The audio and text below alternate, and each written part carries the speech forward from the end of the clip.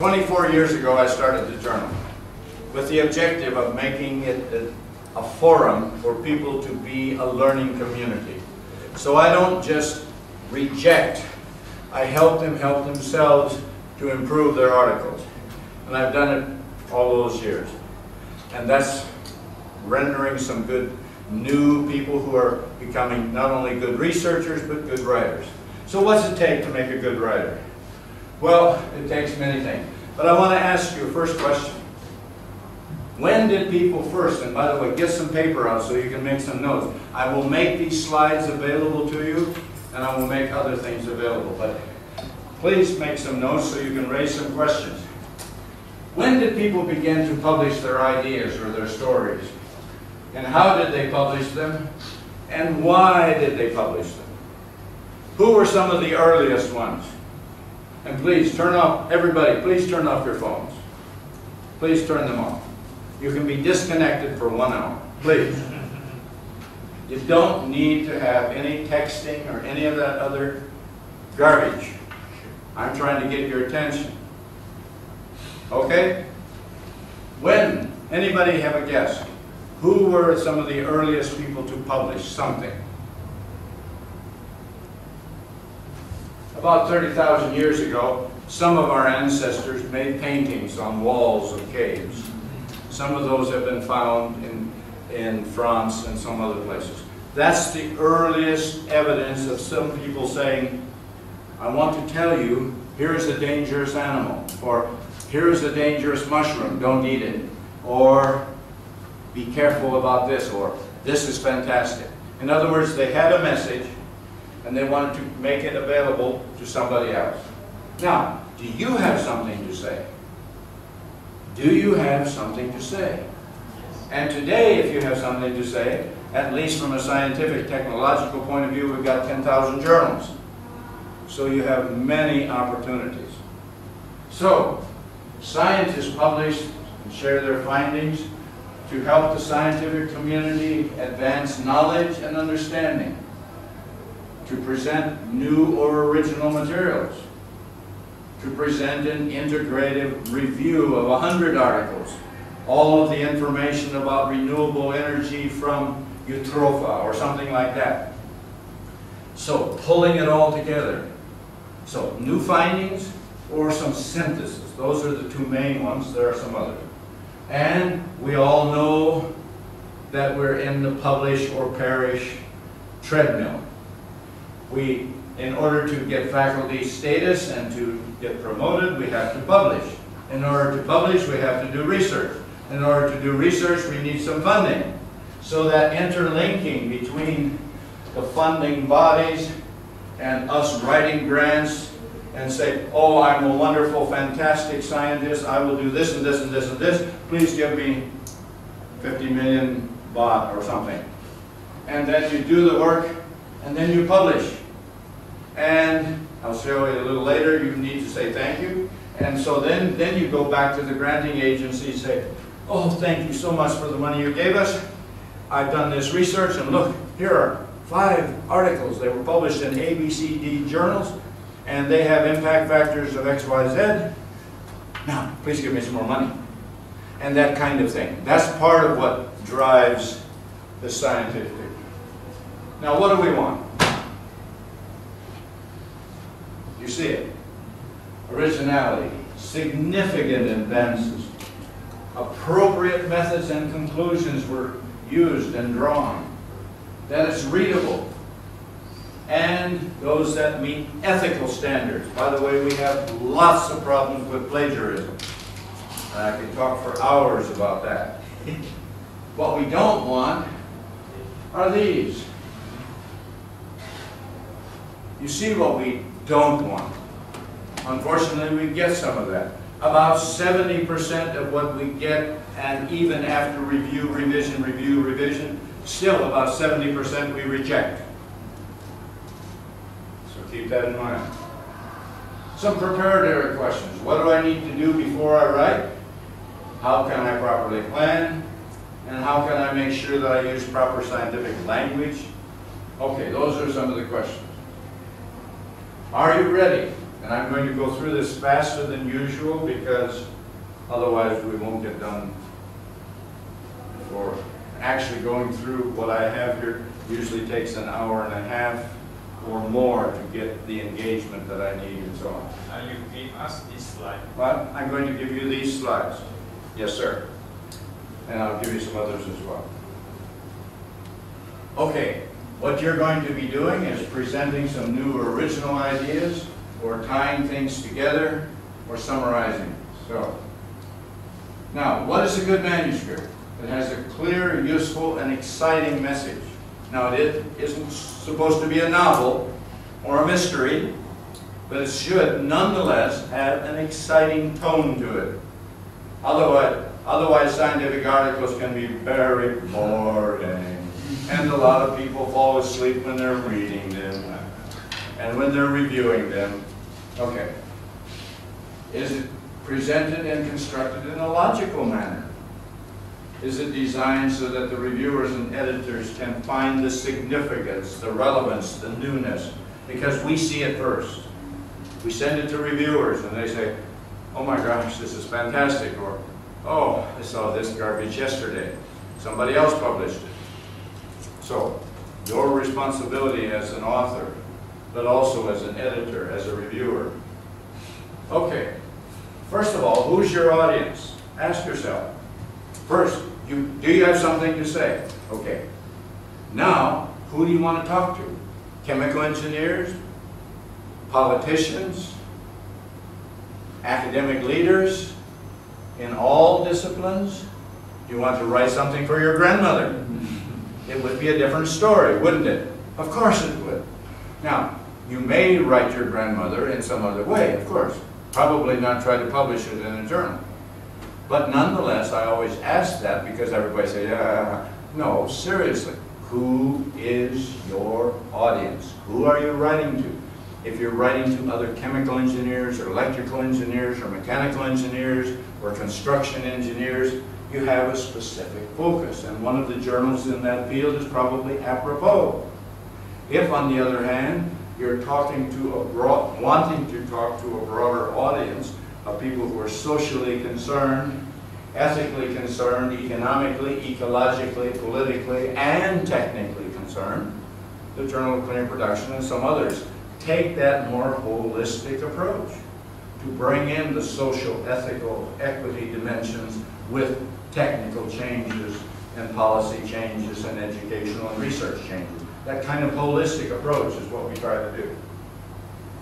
Now, journals with similar subjects reach readers with different backgrounds and interests. So, one of the things for sure, you must realize that each journal has a different style, and each journal has instructions for authors. Please study the instructions for authors in each journal that you are thinking about, and look at articles they have published. And in fact, if you're thinking about putting it into journal X or Y, doesn't matter. The point is, read what they've already published on your field. Because in science, we build on the shoulders of giants. We build with a good literature review upon which our materials are then built to answer something, to fill a niche of some sort. Yeah, now, is your readership worldwide or local? If it's local, you may wish to publish in Thai. Excuse me. But if it's global, at this time in history, English is the preferred language for most journals, especially scientific ones. So, therefore, it comes to the question of which journal should I select? And out of the 10,000, you have to narrow it down. And so you need to look at what are the aims and scopes of journal A, B, C, D? What types of articles do they publish? What are some hot topics in there? And then definitely talk with your advisor, or if you're the advisor, talk with other co-advisors. What journal should we try to publish in? Now, we can publish these different kinds of manuscripts. Conference papers. I just co-hosted the conference in Barcelona where we had 1,200 abstracts. And from the 1,200 abstracts, we had about 900 either conference papers or some of them are already full peer review ready papers. And we're going to publish 5 special volumes from that conference. And all of them we will invite full papers that we decide to invite or review papers. Now you need to ask yourself what kind of paper do you want to publish. Now conference papers, you see that's the sort of scope. Full articles approximately this. And this is certainly a solid way to build your scientific career. And review, okay, then short communications, I just got a small thing, but I am really always having my PhD candidates, and by the way, I have 18 of them at the moment. They always write a comprehensive integrated review and publish it as their foundation upon which to ask then, what are my research questions, what are my research objectives, why am I doing it, what niche am I going to try to fill as I move forward then. But now I really know what the background was and is, and therefore this is a niche that I want to dig into. This is one example of a literature review article that was published, and it has been #1 in downloads for years and years. It's been several million downloads. The next closest one is a couple 100,000. The next closest one is 15,000. So this one is somehow outstanding, and I have it and I'll share it with you. Okay, are you ready? What type? Target. Always read the guide for authors. Always. And read it again, and once you're in there preparing your manuscript, reread it again because you don't remember all the details. So, okay, here's the exercise we would normally do. You would have some articles in front of you, and I would have you discuss what makes a good article a good article. What lessons did you learn at analyzing? How many of you were in biology and you dissected a cat or something? Well, or equivalent. So we instead dissect articles piece by piece and see how they're connected and what's important. Okay. Remember, Albert said, imagination is more important than knowledge. And he was very imaginative, very innovative, very creative. But of course he had lots of knowledge. You need both, but you really need both that left brain and that right brain and this corpus callosum to interconnect. Be open, and that's, by the way, yoga and meditation really opens the connection. And bicycling, and many other things. Or St. Georgi. Discovery consists of looking at the same thing as everyone else and thinking something different. That's it, and that's where you can make a niche, fill a niche. Okay, here are some of the things we're going to look at. Okay, now we're going to dissect articles. Looking at the first cluster, the title, the authors, the abstract, the keywords, the main body, the acknowledgments, and supplementary materials. Okay. Okay, in the title. A good title should contain the fewest possible words and adequately describe the contents of the paper. Conveys the main findings, be specific, concise, complete, and attract the readers. Please. I'll tell you some things you shouldn't do. Then I'll say some things you should. Don't use jargon. Don't use uncommon abbreviations. Many people won't understand them. And if you must, use the words, not the acronym, in the title. Unnecessary details. Some put data in the title. Can you imagine? And can you imagine having a literature citation in the title? I got one with a literature citation to the author in the title. Unbelievable. I got one recently. It had 57 words in the title. And I said, this is an abstract. This is not a title. I mean, you see some crazy mistakes. Okay. Well, here is one that is almost like that. And since I'm practicing yoga, I usually get through it. Let's see if I haven't been doing it so well every day, but okay.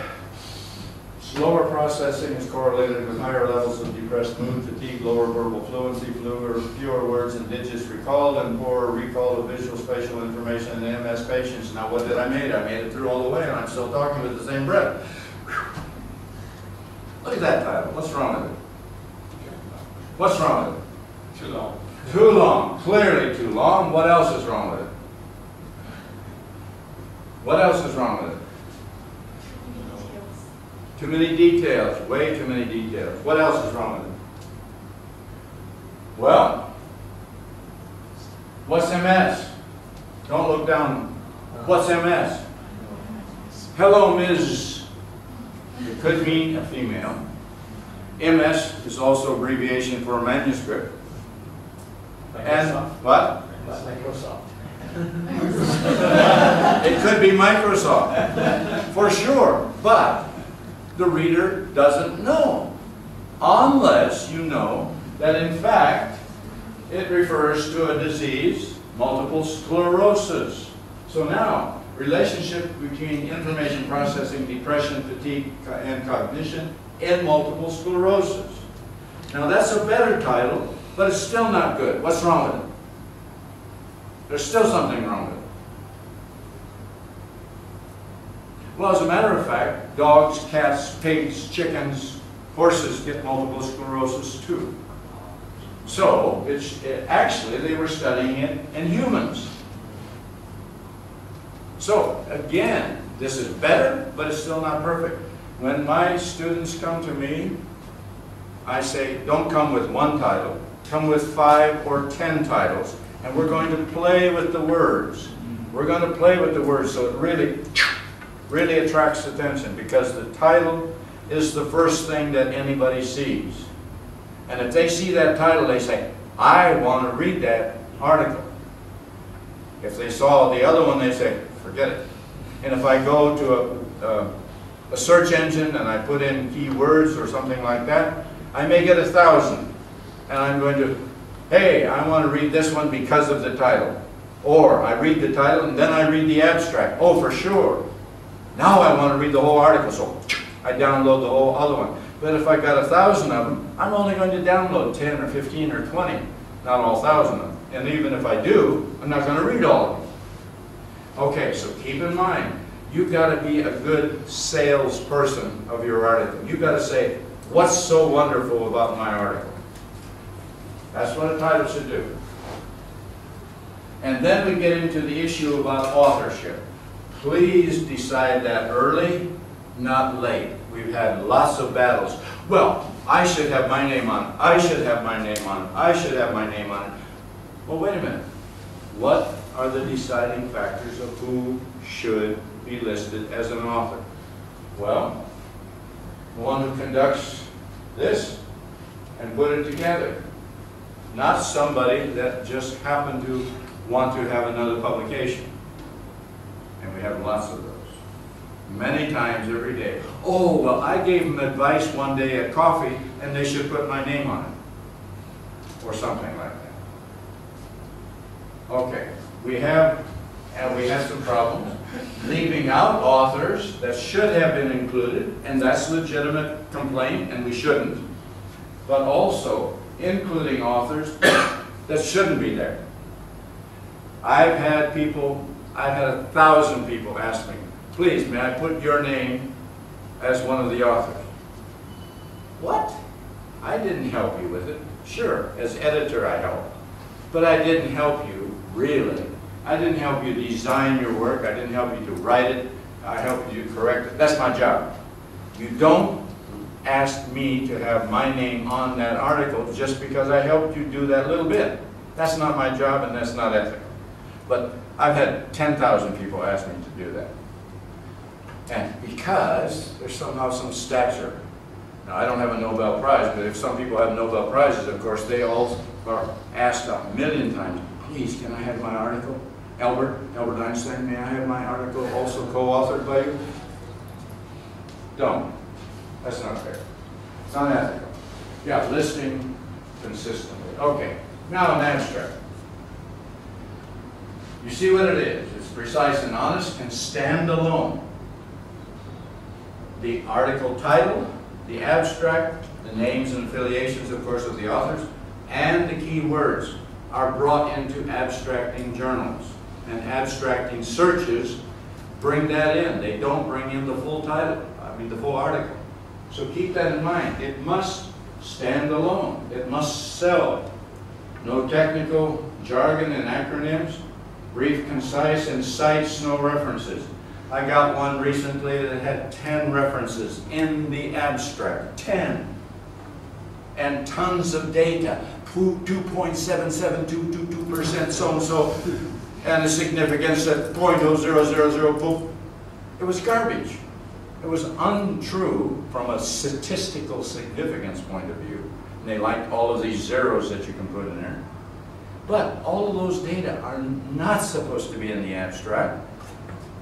And for sure not literature citations. And as minimum, a few as possible acronyms. And if you must use an acronym, use the word first and then the acronym, not the other way around. Almost always it's the other way around. Frequent mistake. Now, this, and please, if you're taking notes right now, take this one down. It should answer these questions. What problem or issue was addressed? In other words, it should answer these questions. What was done? What did you do? How was it done? What did you find? And what do you recommend? Those in 5, 6, 7 sentences with a good title will capture the right reader's attention. Without those, you may give them, some wander into history. Some wander into a tiny little piece of the article. It should cover the scope. What did you do? What was the problem you addressed? What did you do? How did you do it? What did you find? What do you recommend? You answer those questions and your abstract will be great. Or at least stronger than it would be if you didn't.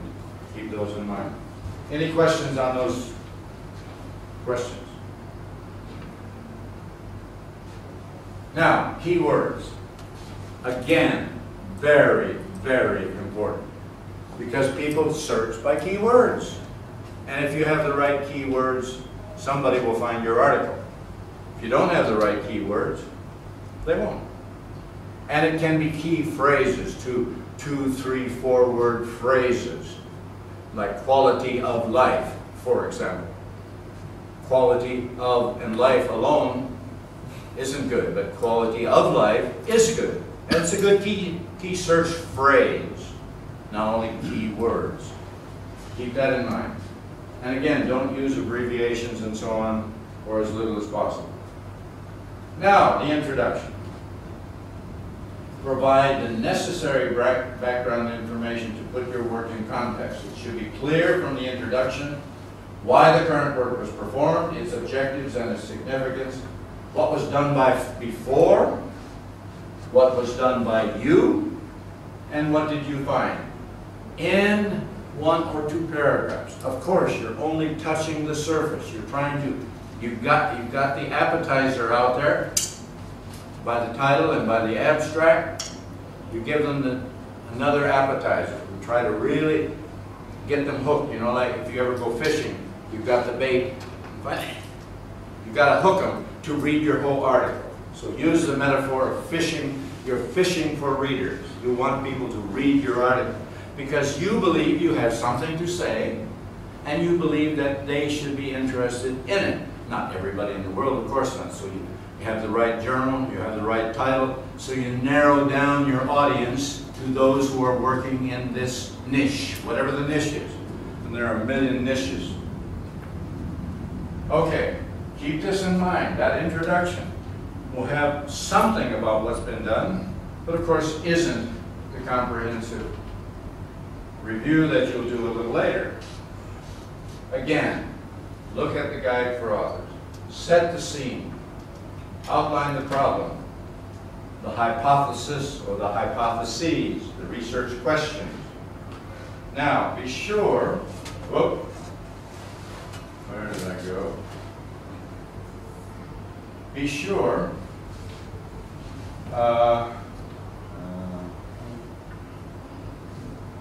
missed it. Yeah, ensure that, okay, literature cited is balanced, up-to-date, and relevant. I had an article recently. The latest citation was published in 1982. And I sent it back to him, and I said, are you writing something about history only? Is there nothing that's been done since 1982?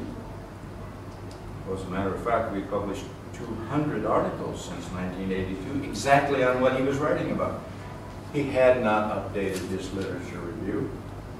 Don't make that mistake. Update your literature review regularly. And make sure that you are up to date and that you're building on the wisdom and trying to fill a niche that hasn't already been done.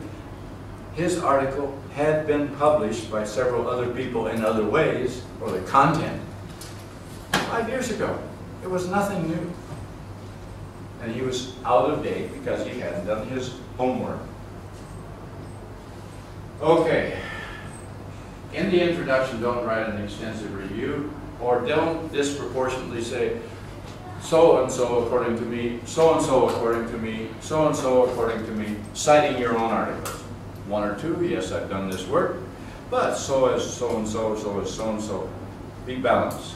And if you've got a certain belief or bias that this is the way truth is, but say, on the other hand, these researchers from Zurich are saying this, and these people from Sydney are doing this, and the one from Sao Paulo are doing this. I purposely use 3 S words for city names to emphasize that globally you need to be looking at what others have said in this field. And then, in that context, this is what I do. So that's where you go further into your introduction. Then, of course, you get into the methods. And I'm only highlighting a couple of the problems. I get so many that don't have the articles written in past tense. Some of them say, this article will. No, it's already done. Past tense. Almost all verbs in manuscripts should be past tense. This is the most frequently made mistake. Now, the main findings. Don't use figures and tables to summarize data as well as in the body, and do proper comparisons. And I'm still looking. Okay, I've got 15 minutes. Don't duplicate, use graphics, etc., etc. Now, remember this, and usually when I have this, I have copies of the journal here, and I ask them to go through and just say, what grabs your attention? And inevitably, people's attention is at figures, colored figures, colored charts, pictures, maps, or something. That's what grabs attention. If you just go and stick your finger in what gets your attention. And that's what our friend Rappaport from the Journal of Organic Chemistry said. Readers often look at the graphics first and many times go no further. Like if you're scanning through a popular magazine, that picture catches your attention. This does. And then you read the content if you're interested. Well, in scientific writing, the same. Therefore, the author and the reviewer should be particularly sensitive to the inclusion of clear and informative graphics. Making good graphics is essential. And make sure, this is another mistake that 90% of writers make. They don't have complete sentences for their figure legend, their table legend, or their graphic legend. Please write your figure legend in a complete sentence, not Jones Wa Boo or something like that. And you say, well, what's Joan Wa Boo? You have to read the whole article to understand what Joan Wa Boo is, you know. Obviously, I'm manufacturing something. But the point is, make sure that they are complete sentences that can stand alone so that the figure and the legend, I can read those and understand it. I don't have to read 3 paragraphs of the text to understand it. And that they are easy to interpret. Okay, now here, let's take a look at this one. What does that say to anyone?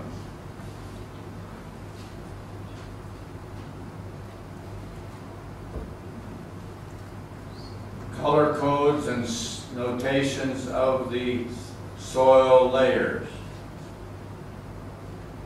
First of all, it isn't a complete sentence, so it doesn't tell me what it should. That's one thing. This happens to be habitat in the woodlands, the wetlands, and the grassland, and it's the depth of the soil at the 0 to 5 centimeters, 5 to 10, 90 to 100. In the habitat, in the wetland, woodland, wetland, and grassland, and then the colors. Okay.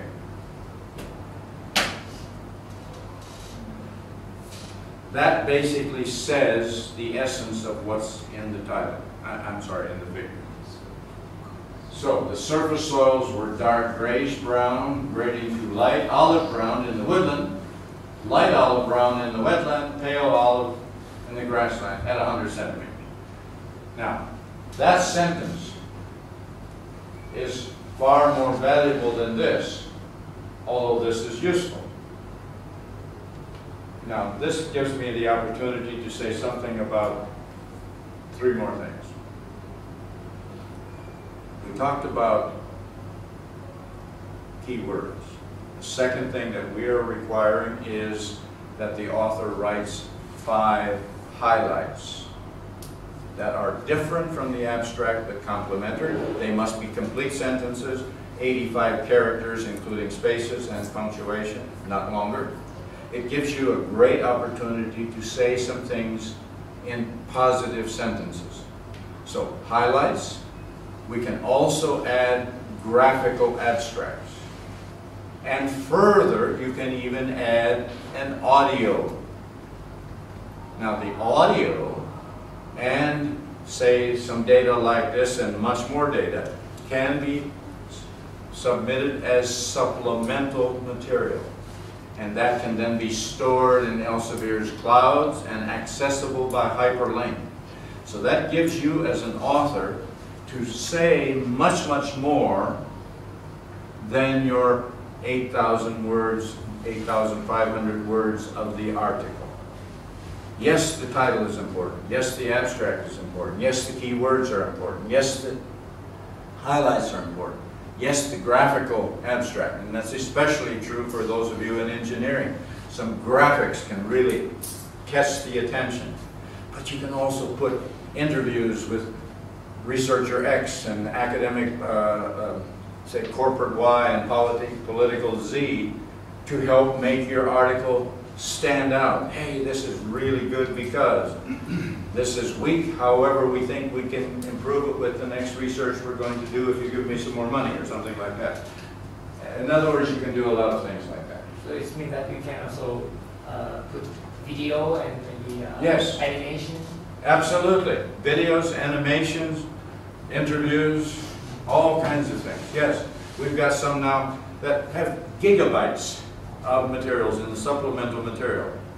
And click on it, there it is. So this gives you great opportunities to publish in a way that we couldn't publish 3, 5, 7 years ago. So keep that in mind. The new publishing technologies give you an opportunity to convey a lot of information. But up here, in this 8,000 words, be as clear and as concise as possible. In that respect, which of these 2 graphics would you prefer? Look at them carefully, and then I'm going to ask you to tell me which of you prefer number 1, which of you prefer number 2. How many like the top one best? Better. Sorry, it's a comparison between 2, so better, not best. Which is better? Okay, 2 of you like the top one. How many of you like the second one? Okay, those of you who like the first one, why? Why do you like the first one? It's easy to know the difference. Okay, because of the color differences. Okay, so you feel that you can see the differences and they're very graphic and you can They grab your attention. Those of you who like the second one better, why? One of you back here. Yes? I feel it gives me more information. You got real numbers. You've got Yeah. more information. It's hard to get numbers from here. You can make estimates. Okay, that's about 7% or something like that. But some of these are hard to do. So to get numbers, here you've got the numbers. Now,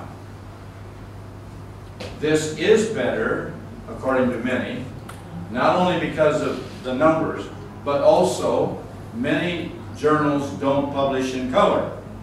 Yes, we can show it beautifully in a PowerPoint, but if it's published in shades of gray, then it's going to be even more difficult to get numbers. So it's beautiful this way, it's more attractive, and I like it intuitively. I like it better. I'm in agreement with you. And yet, if you want to get real numbers out of it, we have to go to the other. Okay, but that's something in here we're going to compare some to. And I'm not even going to say anything. I'm just going to just let it talk for itself.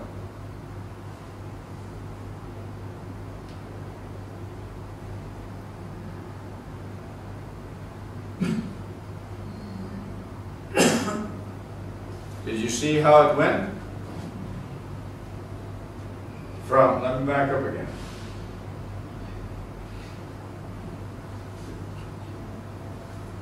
Okay. What's happening? Well, there's lots of data points, but you don't have trend lines, you don't know the legend very well. This gives it a little bit better because it's magnesium, lead magnesium oxide, calcined and uncalcined, lead aluminum oxide, calcined and uncalcined, but still there are no trend lines. Now let's go to the next one. Now they've separated them, so there you've got two different ones, the lead magnesium and the lead aluminum oxide. Now you can begin to see more clearly. So that just challenges you.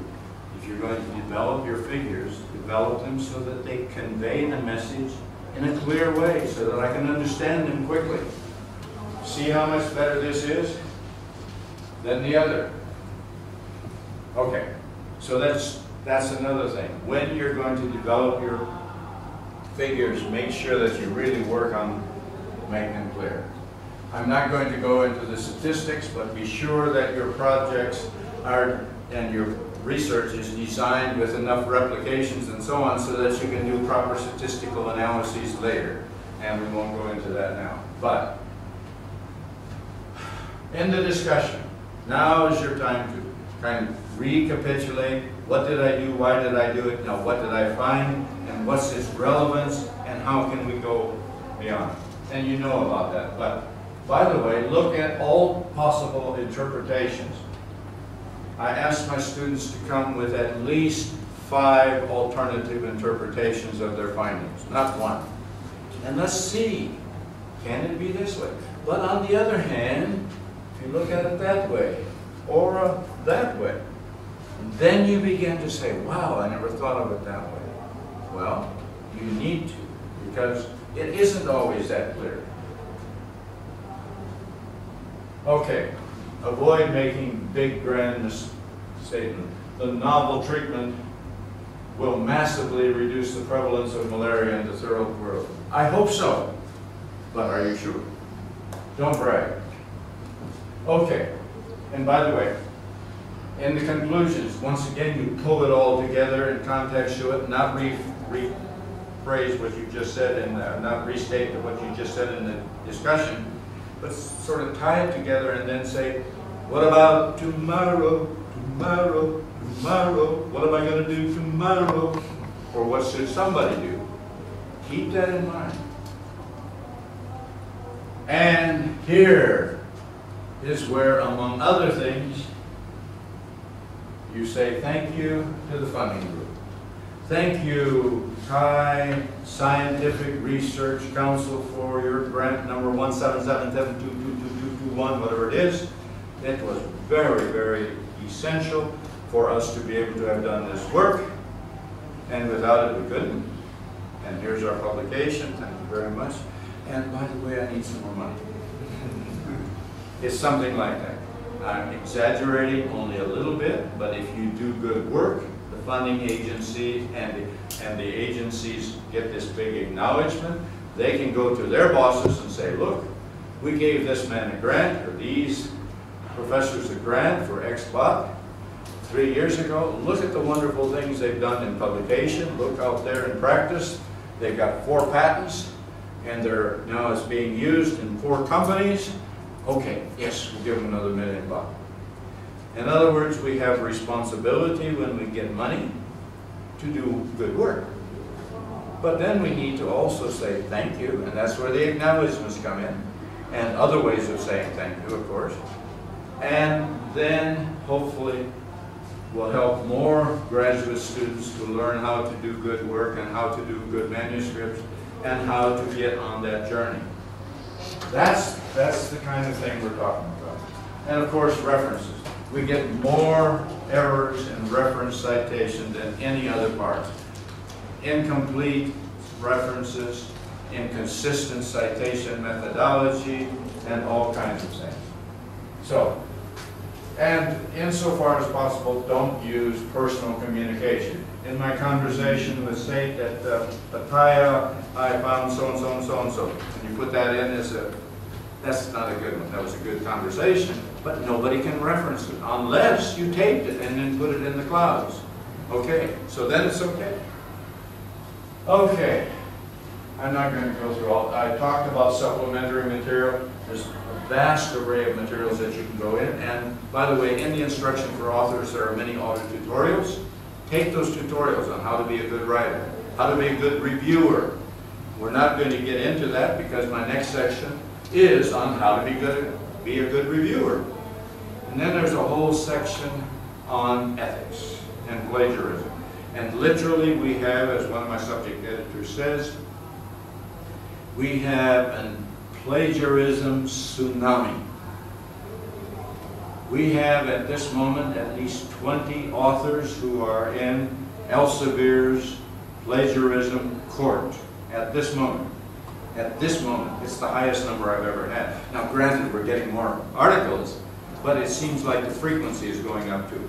This publish or perish thing is driving people to do unethical things. A few of them just the most extreme. One simultaneously submitted her article to 2 journals at the same moment. And when you have a cover letter, you say, I am not submitting this article to any other journal. And that's your guarantee, that's your contract with us. I'm not sending it to any other until I get a word back. Either it's accepted or rejected. If it's rejected, I can send it somewhere else. I have that freedom. That's the contract limit. That person signed that contract simultaneously to 2 journals at exactly the same day. Totally unethical. Or had published his or her article a year ago and now wants to republish it with no changes. That's unethical. By the way, we've got Authenticate. We've got software device, software program that analyzes every article now. So you can't get by without us seeing it. I get one with 10% or so similarity. I don't worry about it. If I get one 50, 60, 70, 80, 90, I get very worried about it. So we see it, so don't do it.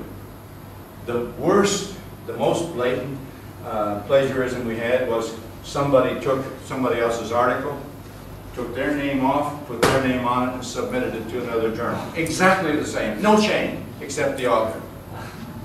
I know of a group that has been found guilty. It's in a medical school in country X. From the dean to the department chair to the 3 full professors, several associates, some assistants, and 10 graduate students are in jail today, literal jail, for 5 years each, the top one 10 years, for falsification of data. They systematically falsified data over a period of 10 years, not just one time or by mistake dropped off some bad data or changed the 0 to something else. But they systematically falsified data. They're in jail from country X, and I know another one in country Y that's in jail. I'm trying to underscore to all of my presentations. plagiarism is not okay. It is stealing, like stealing anything else. If I just steal your ring, I'm stealing. And you'd be upset, your wife would be upset, and it's still stealing. Well, stealing other things are also not okay. In any case, if I could have 2 more minutes, I want to shift to something else, which I'm going to give you immediately, and then I will share with you a file with 30 files. I mean, a folder with 30 files.